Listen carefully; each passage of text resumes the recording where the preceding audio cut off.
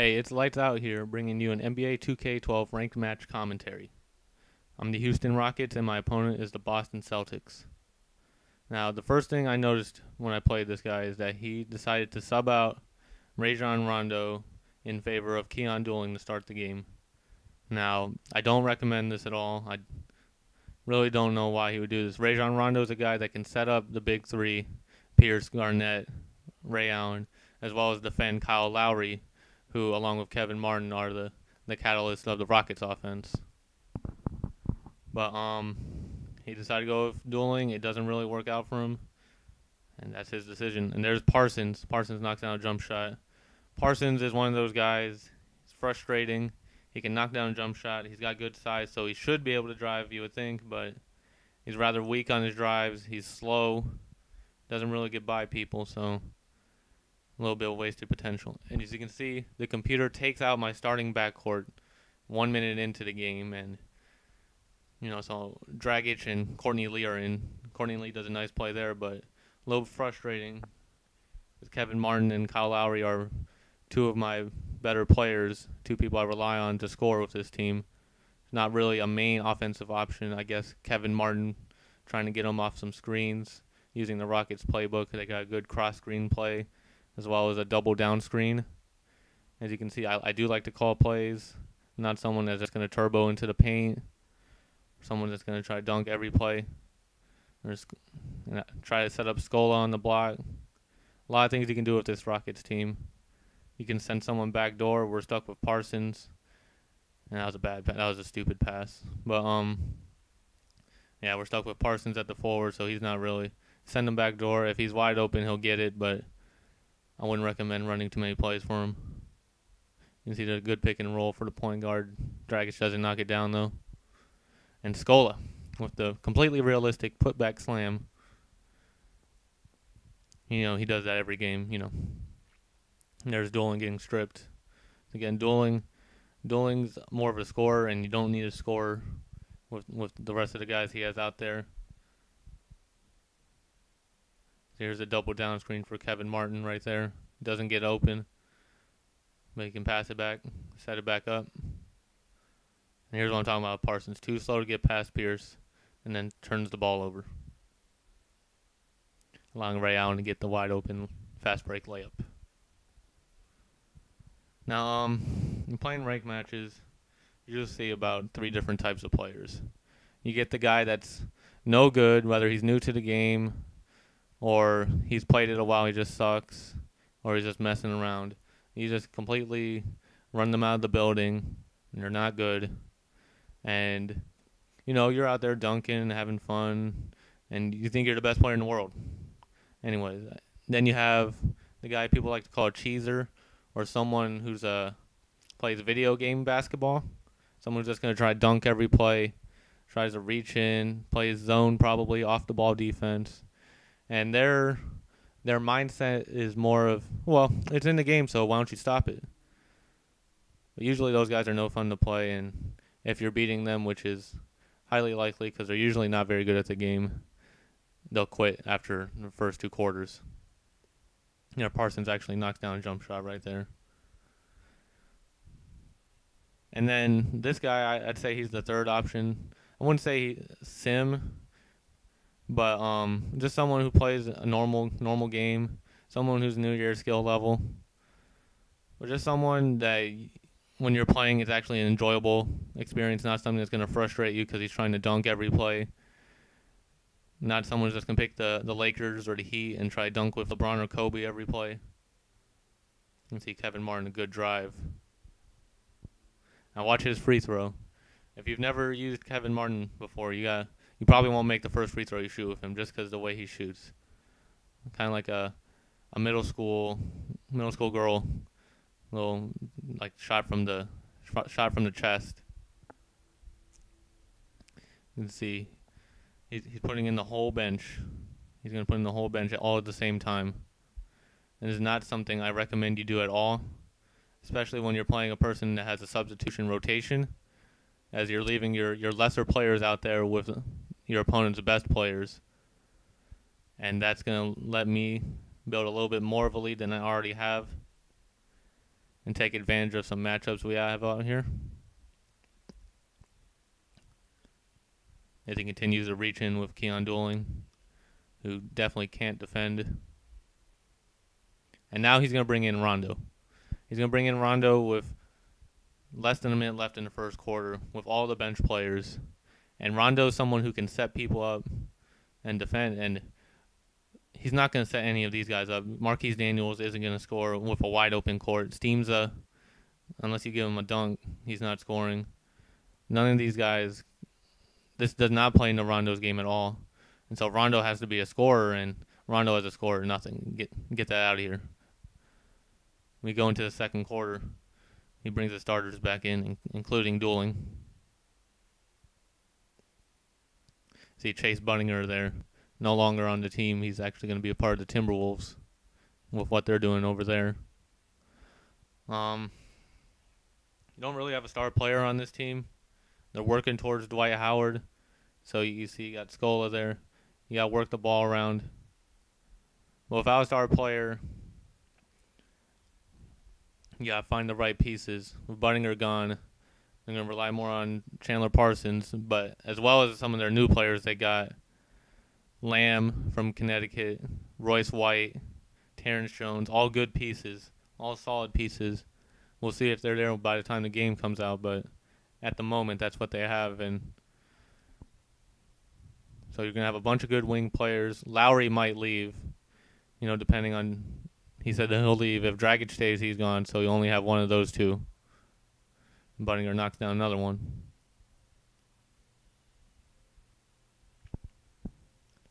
But really, it's probably a good future for the Rockets. A lot of good post players. Kevin McHale is a coach, so he'll be able to work with them. And even though the West is stacked, the way they operate is very good. A lot of high character guys. A lot of guys that represent the team well. Work hard. Probably a bad shot. No rebounders under the basket. A lot of people shoot transition threes. But if you don't have any rebounders under the basket, it's really a bad shot. So you'll want to look for that next time you're on a fast break.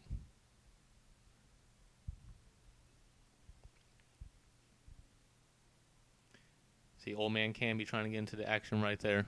And next time you play, try shooting a mid-range with Camby. Tell me if you make it.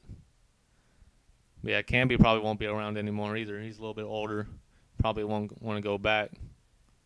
Came there in a trade, but he'll probably look to try to get a ring somewhere.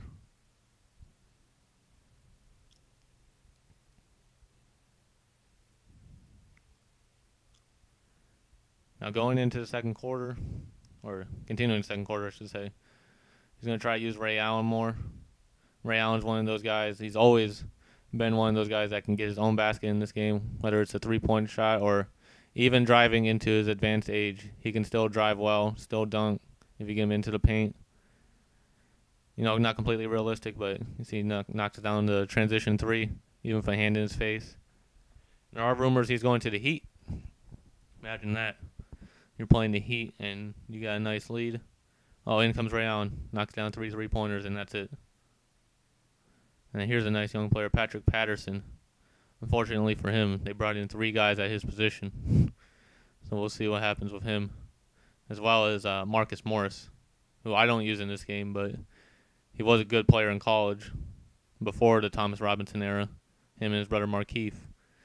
So we'll see what happens with him. He'll probably be on the way out. I can't imagine them holding on to him as they bring in all their new players.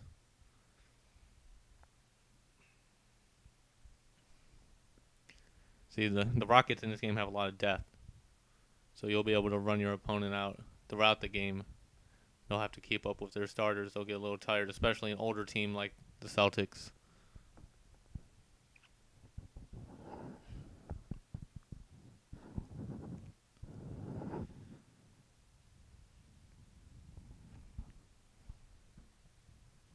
See, here's Ray Allen again. Ray Allen, he's one of those hidden players. He can shoot the three, but he can do so much more. Every 2K game. Every 2K game he's like that. Some people even run him at point. Another bad shot of Lowry. I have a tendency to force things sometimes, especially mid-range shots off the dribble pull-up. For some reason I think every guard should be able to make a mid-range pull-up, and I know it's not true, and it doesn't matter because I try to do it anyways. Probably should have took that all the way with Lowry. See, I try to set up the post game a lot, but most of the time people will start going off the ball when you go into the post game and bring in the second defender and try to block you from the weak side. And that's when you need to look for your other big man. In this case, Dallenberg was there for a rebound. But say I was posting up a Scola and he brought over his center, then I try to get it to Dallenberg and try to get an easy layup or dunk. And here we go with Ray Allen once again. He actually finds dueling this time. He doesn't make it. Twice. And, you know, that's his boy, dueling. It doesn't do much, but yeah, if that's his boy, that's his boy. Here we got Dragic. Now, if you remember Dragic, when he was on the Suns, had that phenomenal playoff run, destroyed the Spurs. I believe he had 20-something points in the fourth quarter to eliminate them. And he went off against the Lakers, even though they were eliminated 4-2. He proved himself in that series. Even got clotheslined by Pau Gasol. Here we go, Kevin Martin. Someone who's probably going to go elsewhere with the addition of Lamb. Pretty much a better version of Kevin Martin. Not right now, but going into the future, he'll be better. He'll be a better shooter, a better scorer for them if he brings it. That's the thing with Lamb. That whole Connecticut team, Andre Drummond, Lamb, you know, all those guys. It was a thing with effort, and maybe it was just with all the turmoil as far as Calhoun goes, academic problems they were having there. Maybe they were just distracted. They didn't care. But that was a problem with that team, and they didn't have as good of a season as people thought they would. And there's Parsons going up weak again, blocked by Paul Pierce, allowing Ray Allen to get another contested three-pointer to go in, 5 for 9. Try to defend him, but you can only do what you can do. See, there's that help defender. Try to get it down low, but he brings him back in time. And dueling an offensive rebound. It's never good when the other player's point guard gets a rebound, offensive rebound. You know, you got maybe want to change your sliders or just set your priority to crash the boards or stop the inside, I should say.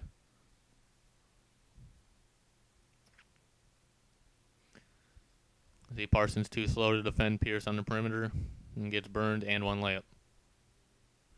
As you can see, I don't really like Parsons. We're looking at the end of the Big Three era in Boston. More than likely, KG's coming back. I know he has interest from the Spurs, and that'd be something to see. Tim Duncan and KG regarded as probably the two best power forwards to ever play in the NBA on the same team. Even if it's on the end of their career, it'd still be something to see. They're known as not liking each other, and I'll tell you what, if they can make one run at the title together, I'd be down for it. Ray Allen going to the Heat, and you know Paul Pierce will probably stick around. He was in Boston at the worst times. I'm pretty sure the worst times and the best times.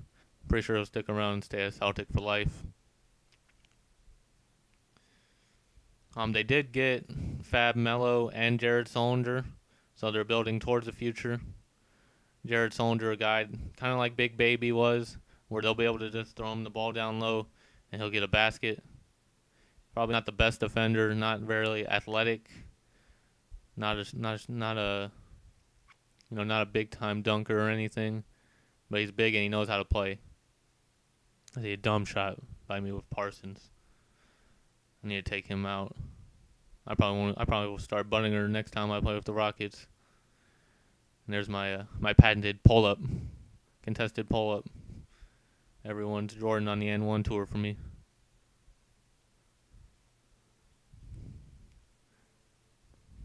But you see Camby gets a block there. Camby can still block shots even though he's a little older. He'll still play pretty well for you if you pick the Rockets. He's still a pretty good defender. And that's one thing he'll probably always be able to do until he retires is defend. You see Scola with his second putback dunk. That one's probably a little bit more realistic. That first one, sometimes people turn to Blake Griffin, but it's okay.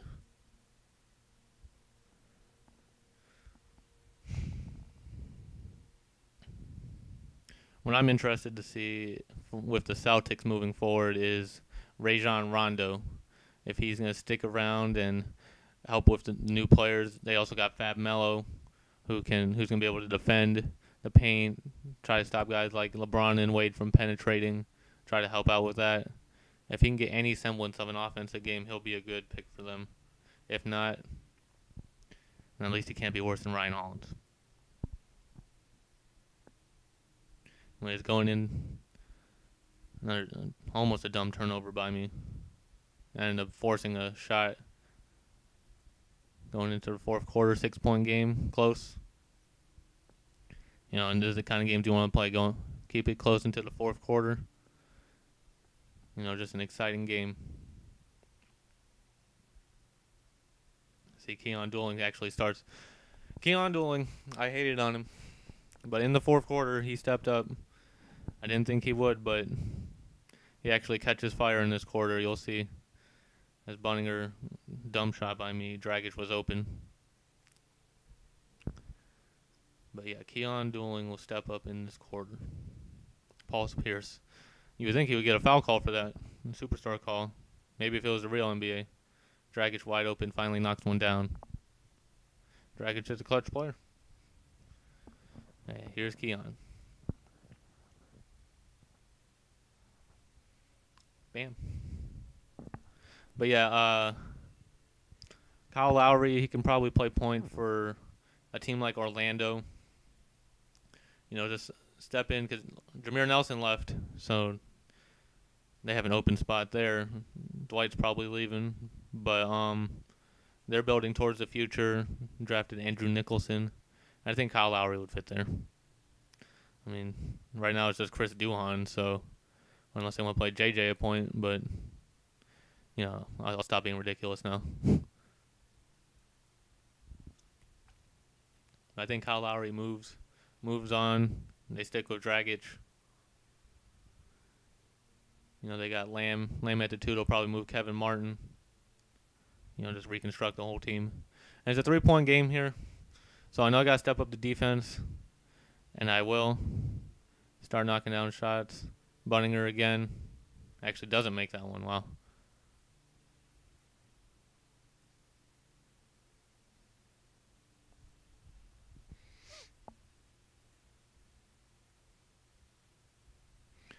Yeah, and he scores right here. I believe this is where he goes into his offensive struggle. Very much an offensive struggle. 1-point game. I was starting to get a little nervous. I had been leading pretty much the whole game.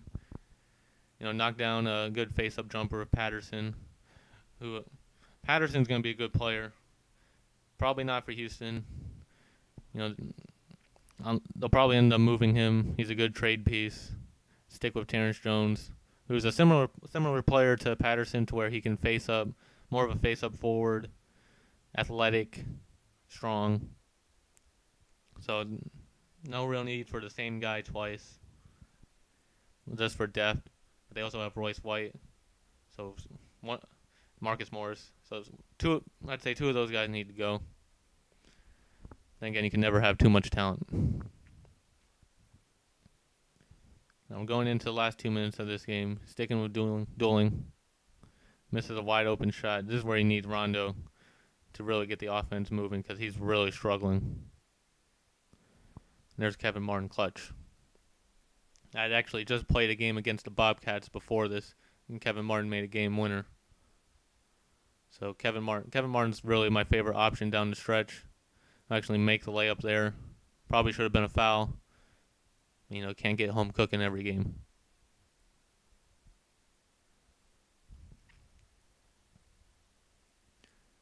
Should have passed that one up. I swear, you get another athletic player the size of Parsons in this game, and on the fast break, you're dunking on their head. Parsons, weak layup, gets blocked, won't make it. Now, there's another thing right there with this game. The off-the-ball charges. Even big players like Camby will get ran over by guys like Dueling with the computer. It's a ridiculous animation. It's that one and the other loose ball foul on the box out. Two animations that probably need to be changed, or something needs to happen because they're ridiculous and they do affect the game.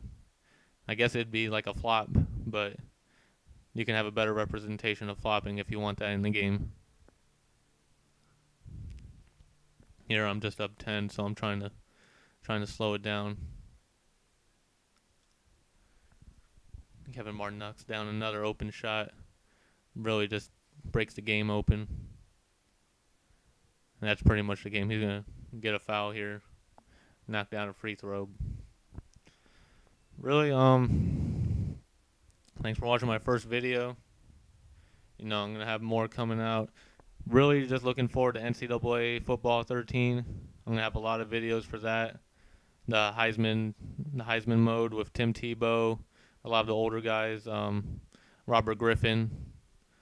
Probably try to make a commentary of that, following what I do with that, as well as ranked games. And by this point, he had already quit the game. Of course, more NBA 2K12 ranked games, and then whatever else comes to mind. As you can see, he'd probably just put down his controller. Surprised he didn't just quit, but I guess I can score a little bit more points. Why not? Anyways, follow me on Twitter.